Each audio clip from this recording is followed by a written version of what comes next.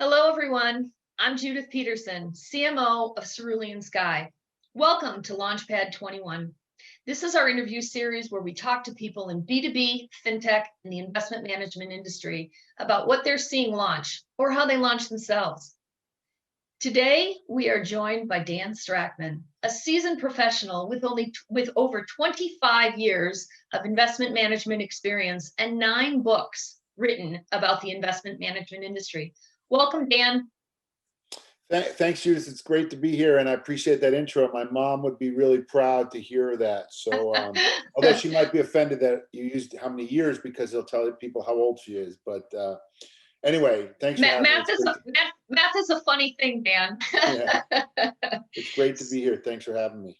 So one of the reasons I wanted to sit down with you is because I would describe you as being self-made. And so one of the things that I really want to dig into today is, what were the things that drove you, or what were the contributing factors that made you not invent yourself, but drove you to be self-made? Sure. So I got my start. I was very lucky. I got my start at a firm called Cantor Fitzgerald, which most people hadn't heard of prior to 9/11, and unfortunately, because of the events of 9/11, had heard of it. I got my start there building businesses for the firm, and was pretty successful. Went on to do the first online real-time execution system for odd lot government bonds back in the late 90s. And then in the further late 90s, I got involved in the investment management space. So I've been on the street, as you said, for about 25 years. But what drove me to basically go out on my own was I didn't like working for people. I didn't enjoy it. I didn't like having a boss. I didn't like, the policies, the procedures, the fact that if you needed technology in those days, you had to go through 5 different hoops to get a new printer or things of that nature. But more importantly, I didn't like the fact that I didn't have freedom.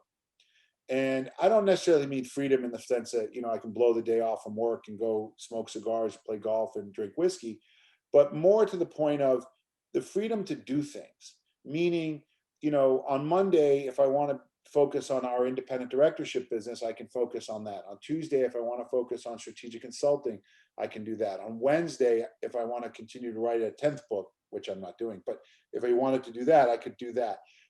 What I didn't like about working for people was, number one, I didn't feel in control of my own destiny. Number two, I didn't like the fact that you were sort of pigeonholed. Okay, you're the head of marketing, go be the marketing guy. You're the head of business development, go raise assets. You're the head of products, go build new products.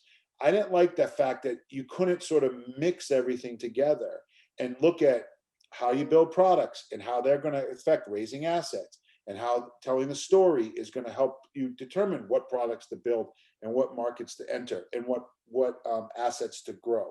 And so when I launched this company back in September of 2001, my thought was, I'm going to be a strategic consultant to the investment management industry.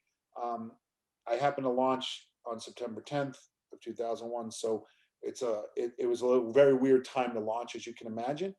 We are going to celebrate 20 years of the firm later this year, which I'm excited Congratulations. about. Thank you.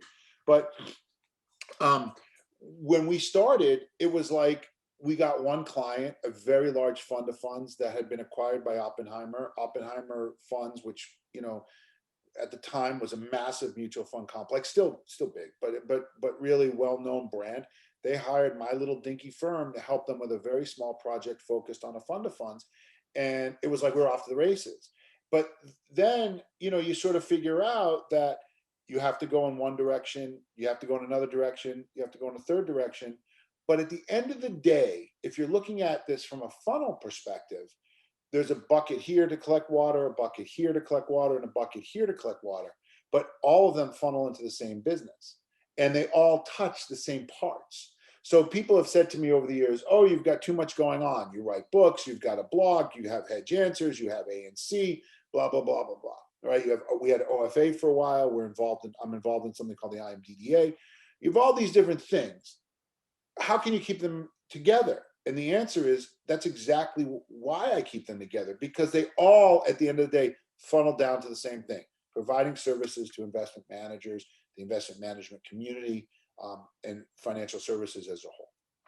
That's a long answer to your question, No, Judith. it's a great answer, and it leads into a follow-up question, which is, what were the tools that helped you? I have a hypothesis on this, in that part of what inspired you to write so many books is that you felt that there was something lacking. I think when you're naturally curious, you seek education, and when it's not out there, you figure out how to aggregate and distill it. Because I think when you really know something, you're able to write about it, and before you can write about it, you really need to understand it firsthand. So Well, so I'll tell you, the real reason I've written so many books is because I like to see my name in print.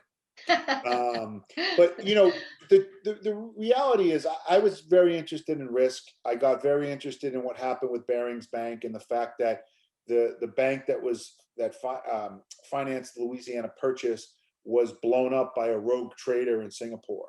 And so it was very interesting to me to understand risk. And at the time, when I started writing about hedge funds in particular, at the time, it was a period when those were considered risky assets. Those were considered risky products. Those were considered, you know, buccaneers, if you will. But to answer your question, the best tool that I have was taught to me actually in college. And it was working as a newspaper reporter for my student newspaper I went to Clark University, Worcester, Mass. I was involved with the student newspaper. And then as a senior, I got I guess you'd call it an internship, but it was more of I worked for the second semester senior year. I worked 5 days a week at the Boston Globe, at their Framingham, Massachusetts bureau.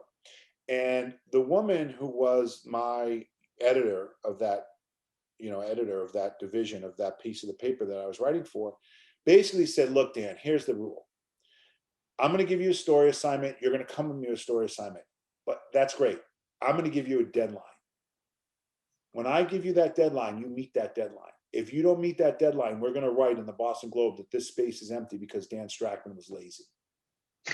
Okay. super. And look, I graduated college in 1993, so I've been out for a long time. Irene Driscoll was the woman who taught me that. I haven't spoken to her in years, but that's what she taught me in 1992, 93, it was 93 when I was working there. I got the job in late 92, but and so that stayed with me. When I was at Cantor, I was given a phone book and said, go call banks to buy their mortgages. And prior to going to Cantor, I was a reporter at American Banker in New York. And again, when you're a reporter, you are dialing for dollars. You're not dialing for dollars in the sense that people think about it, but you're dialing for information, dialing for stories, dialing for quotes. And so I think the best tool that I have in my toolkit is I'll call anybody. I'll let them hang up on me. I don't get discouraged.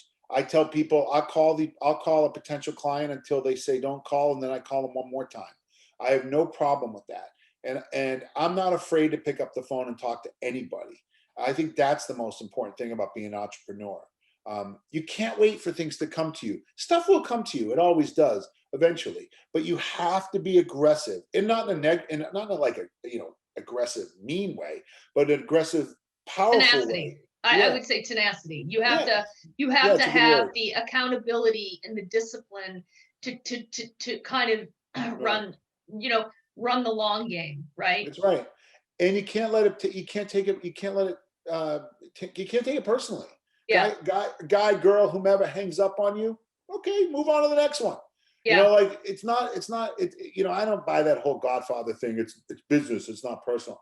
Everything is personal. But the reality is, you can't let it pierce your skill, or pierce your psyche to the point where, oh, they hung up, so I gotta take an hour off. You lose a piece of business, be upset about it for a minute, shake it off, and move on to the next one. It definitely is a numbers game, and I think a lot of people, I think everyone's in sales